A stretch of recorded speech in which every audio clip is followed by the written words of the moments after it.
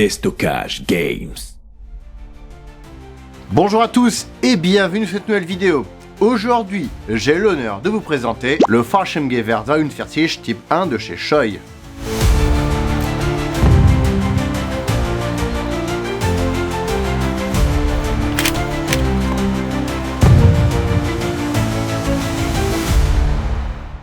Avant toute chose, je souhaite remercier DG Airsoft, La Petite Musette et Nestoff pour leur sponsor. Vous pouvez retrouver certaines pièces de cet uniforme dans leur boutique en description. Chez DG Airsoft, vous pourrez retrouver tout un tas de répliques d'Airsoft Seconde Guerre, dont plusieurs références de MG42. En description, vous pourrez retrouver un lien avec toutes les batteuses si vous aimez les batteuses. Chez La Petite Musette, vous pourrez retrouver certains éléments constituant cet uniforme. On en reparle à la fin de la vidéo. Pour les survivants viewers vaillants voulant vraiment voir la véracité jusqu'à la dernière vibration de cette vidéo vertigineuse. Et chez Nestoff, boutique située en Pologne, donc dans l'Union Européenne, vous pourrez retrouver certains éléments qui compléteront cette tenue de parachutiste allemand. Et enfin, merci également à Military Harbor qui a pu me vendre cette reproduction de Knorrensack.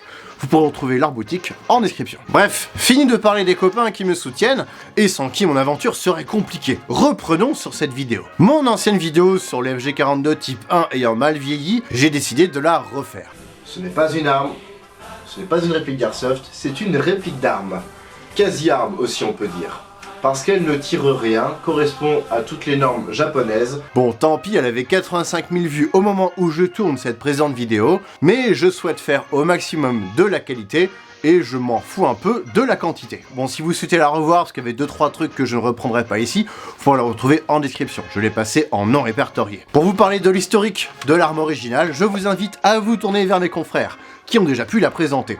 Je vais pouvoir, sans plus attendre, revenir sur le FG42E de chez Shoei. Hélas, je vais parler de prix, mais ce ne sera que purement indicatif, car cette réplique n'est plus fabriquée pour le moment, Shoei travaillant par lot. Mais certaines boutiques pourront la proposer, et on est à un prix autour de 1300 € sans les frais de port ni les frais de douane, qui vont gentiment vous saigner.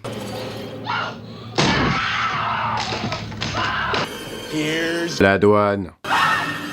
Donc, comptez 1600 € environ si vous arrivez à la trouver. Après, si vous voulez une vraie, la dernière originale qui a été vendue est partie pour 300 000 € environ. Cool, je vais vendre ma baraque et je vais vivre dans un FG.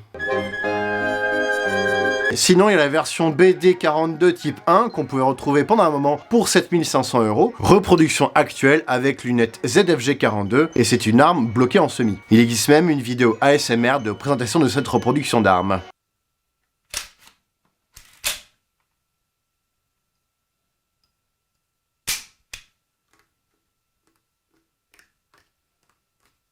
J'ai pu acheter cette réplique il y a maintenant 10 ans, et elle n'a pas pris une seule ride, contrairement à certaines autres répliques d'Airsoft qui ont très mal vieilli. Et puis cette année, j'ai pu m'acheter le type 2, ici présente. J'aurai l'occasion de vous la présenter prochainement, promis. La réplique pèse 5 kg, dont 500 g de chargeur avec 5 fausses cartouches, et si on met la petite lunette ZFG42, également réalisée par Shoei, on atteint les 5,5 kg. Dans la boîte, que je n'ai plus depuis des années hélas, nous avons un manuel d'utilisation avec une partie en japonais, l'autre en anglais, avec un négatif technique dedans, une fausse boîte de cartouches avec des fausses cartouches dedans, 5, sans le clip, ça c'est à moi, la réplique, et son chargeur. J'avais pu acheter la repro de ZFG42 à part, également chez Shoei. On en reparlera plus tard dans la vidéo. Du coup, je vais l'enlever.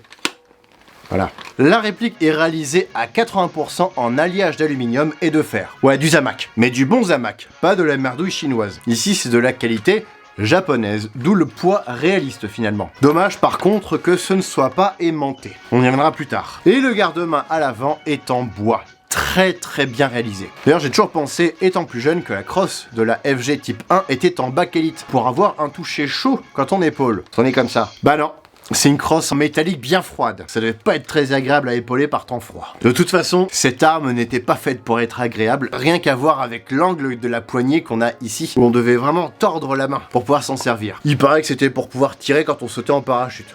Ça me semble bizarre de concevoir une arme juste pour pouvoir sauter en parachute avec. Certains Fallschirmjäger, donc les utilisateurs de cette arme, ont pu virer le pontet à l'avant pour le remplacer par un personnalisé permettant l'utilisation de gants, car celui d'origine est trop proche de la détente. Effectivement, sans les gants, il n'y a pas trop de problème pour y accéder. Avec, c'est plus dur. Après, vu les photos d'époque, ça ressemble plus à de l'artisanal que de l'arsenal vraiment propre, chaque pontet custom ayant une taille différente. Nous avons des organes de visée en mode flip-up. Le guidon à l'avant, bon il est moulé dans la masse, on peut pas le régler, et l'œilleton est monté sur une molette réglable. Pour faire monter l'œilleton, il faut appuyer dessus, puis on déverrouille la molette, comme ça, jusqu'à régler. Et donc, on a différents crans de disponibles avec des graduations qui vont de 1 à 12. Et ce même ensemble est monté sur une lame ressort pour que les verrouillages soient francs. Ça évite que ça se balade quand vous vous déplacez avec votre réplique. Nous retrouvons différents marquages avec notamment un numéro de série qui est propre à chaque réplique, ici et sur le côté. J'ai donc l'exemplaire 1725. Et on retrouve le traditionnel logo de chez Shoei sur le côté gauche, près de la crosse. Le sélecteur de tir sur le côté gauche de la poignée est mobile. Et dès que vous l'utiliserez ne serait-ce qu'une seule fois, vous allez enlever le bronzage. Et ça, à la première utilisation, ça va pas rater, même en tirant dessus. On a 3 petites lettres qui correspondent à semi pour la position à l'avant, sûreté pour la position du bas et automatique sur la position arrière. Impossible de manipuler ce sélecteur avec le pouce façon MP5. On doit tirer sur la roue extérieure pour ensuite faire basculer le levier. Les Allemands étaient en avance, mais pas surtout. Ce sélecteur n'a pas qu'un rôle de décoration, il permet aussi d'avoir différents modes pour votre culasse. La position semi, le E à l'avant, pour Einzelschoss, permet d'armer et de refermer directement la culasse. Je le fais sans chargeur. Ce qui fait que quand vous allez tirer, ça ne fera qu'un petit clic avec le levier qui ne bougera qu'un petit peu. Et c'est réaliste, pour être plus précis lors du tir. Parce que si vous êtes en semi, la culasse se refermera lorsque vous armez, pour avoir une culasse fermée. Et lorsque vous tirez, le recul se fait après le tir, et non juste avant, puisque la culasse sera venue choper la cartouche, l'aura introduit dans la chambre et sera venue taper sur le canon avant que le percuteur fasse son taf. La position S pour Sicherheit permet de mettre votre réplique en sûreté. Vous pourrez armer le levier d'armement, il restera en position ouverte, mais vous ne pourrez pas tirer. Et enfin, la position D pour Dauerfeuer, ou tir en automatique, permet de garder la culasse en position ouverte. Lorsque vous appuyez sur la détente, vous aurez un bon gros clac. Ce qui est réaliste, encore une fois. La culasse sera donc relâchée dans un bruit jouissif. Par contre, attention à vos doigts. Si le garde-main, il y a un cran ici, c'est fait exprès, là. Si vous mettez votre main avant, vous allez prendre cher au moment de relâcher la culasse. Alors pourquoi garder une culasse ouverte? Parce que entre chaque rafale, l'arme peut plus facilement se refroidir, vu que la chambre est accessible. Ceci au détriment de la précision, vu que de toute façon, vu le recul, vous étiez pas très précis sur une très grande distance. Les chargeurs, j'en ai parlé, peuvent contenir 5 fausses cartouches. On peut monter jusqu'à 20, c'est réaliste, par contre, évitez d'en mettre plus. Le ressort du chargeur est costaud et vous aurez des incidents de non-tir au moment de refermer votre culasse. Bah oui, du non-tir, c'est une quasi-arme, ça tire pas. Et du coup, si vous voulez manipuler les bastos, je vous conseille vivement de n'utiliser que le mode full, donc sélecteur sur l'arrière, pour garder la culasse ouverte. Parce que vous commencez à savoir que je suis un éternel malchanceux. Si un truc doit merder avec moi, il merdera forcément. Alors c'est cool pour les rétex et les bonnes pratiques que je peux vous partager, mais croyez-moi, c'est usant. Lors de mon dernier plan en extérieur avec cette réplique, j'ai armé sur la dernière cartouche. Et au moment où la bastos devait être extraite alors que j'étais en mode semi, elle n'est pas partie assez vite. Donc regardez ce magnifique slow motion à 200 images par seconde où on voit gentiment la culasse se refermer sur la bastos qui va appuyer sur l'extracteur. Et je parle pas de l'extracteur d'Inception. Because I am the most skilled extractor. Et gentiment le démonter. Bah ouais, il est pas cassé, il a juste sauté. Mais allez donc retrouver 2 parties en Zamac sur un terrain boueux. Zamac, donc non aimanté. Tout en sachant qu'il y en a une des parties, elle est petite comme ça. Je n'ai retrouvé qu'une, que du coup je l'ai vu sauter. L'autre est actuellement en cours d'expédition parce que Shoei, par miracle, a retrouvé ses dernières pièces de rechange. En attendant, la réplique n'a plus d'extracteur, mais il faut que j'arme le flingue et que je m'arrête là pour que vous puissiez voir quelque chose. Sinon, dans le mouvement, ça ne se voit pas. Là, par contre, je viens d'engager une cartouche, je sais pas comment je vais faire pour l'enlever. Bon, ça va, c'est pas trop dur.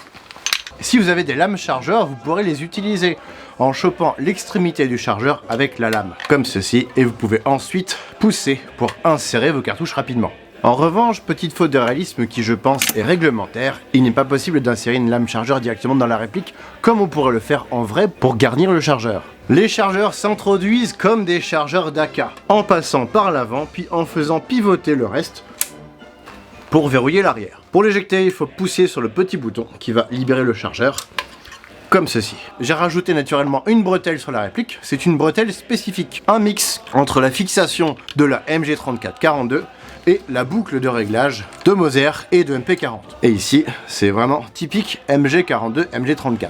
Le bipied n'était pas pratique car situé au tiers de l'arme et qui va se replier lorsqu'on tire, vu qu'il se replie vers l'avant.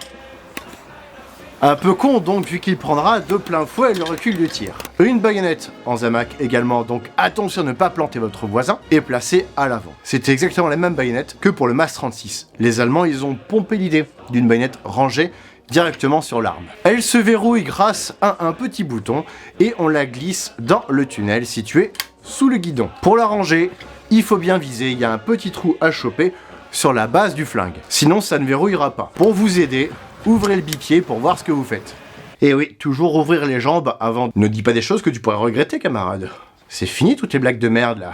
On est dans une autre époque maintenant. L'humour doit s'adapter. Les chargeurs supplémentaires sont quasi impossibles à trouver, ou alors à un prix très élevé.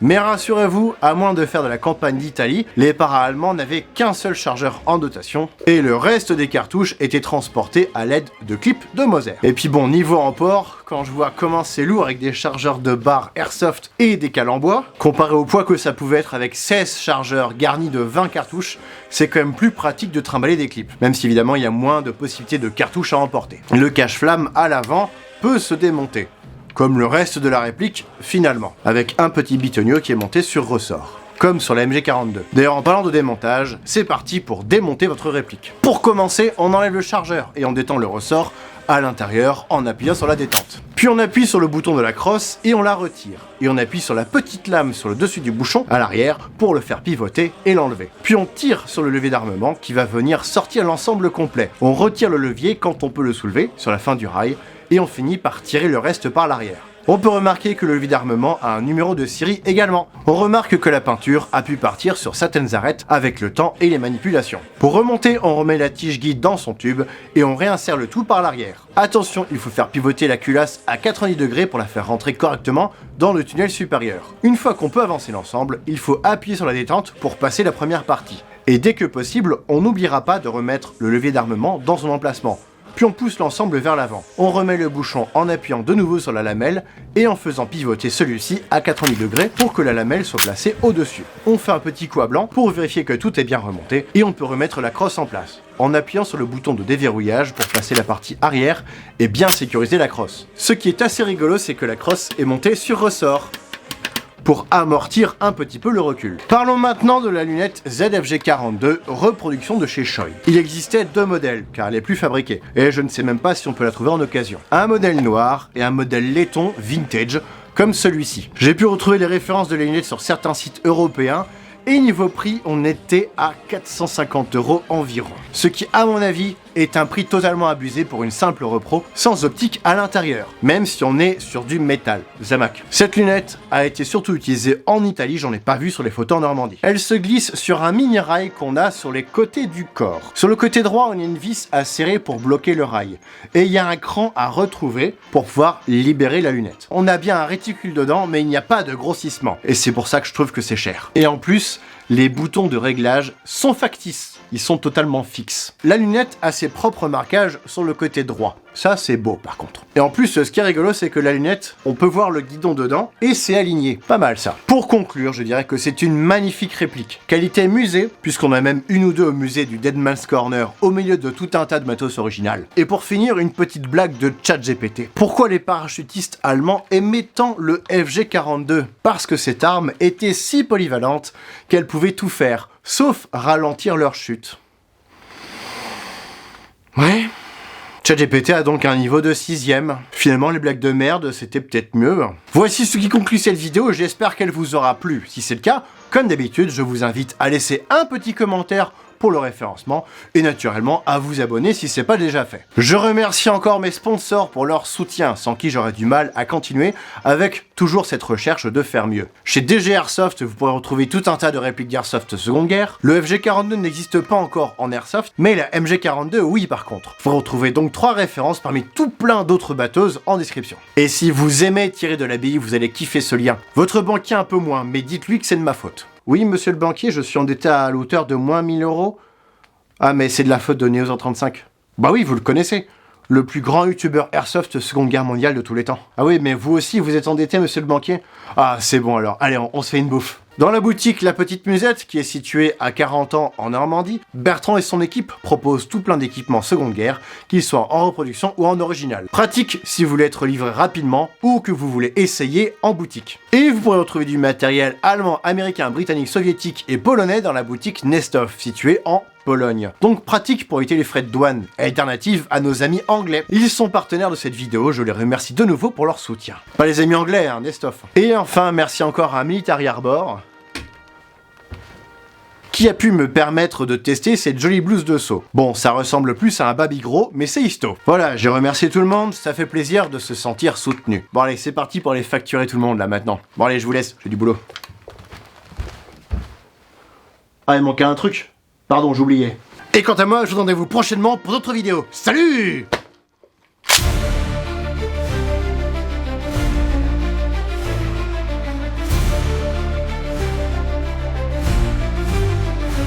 Si t'aimes l'histoire, si t'aimes le jeu, viens découvrir Neo 035, c'est du sérieux. Spécialiste d'airsoft, maître de la Seconde Guerre. Avec humour et passion, il te prend sous son aile. Il présente les soldats, les répliques, les blindés. De l'américain en français, tout est bien montré. Soviétique, anglais ou même l'allemand. Sur sa chaîne, tout est fait avec soin et talent. Viens sur la chaîne de Neo 035, tu verras l'histoire comme jamais tu n'as vu. Avec des répliques, des blindés, des uniformes soignés. Il te plonge dans l'époque, tu seras captivé. C'est la référence Airsoft Seconde Guerre. Le passé reprend vie, c'est lui qui l'éclaire. Alors abonne-toi, rejoins l'aventure. Avec Neo, c'est la meilleure des cultures. Chaque vidéo est un voyage dans le temps. Les détails sont précis, tout est frappant. Neo te montre les armes, les tactiques oubliées. Des batailles célèbres, on commence à explorer et recréer des scènes avec sérieux et humour, mais toujours avec respect pour le grand retour de la France à la Russie, des USA à la... Ah oh putain, quel gland! Ah putain, ça fait mal. De Neo 035, tu verras l'histoire comme jamais tu n'as vu.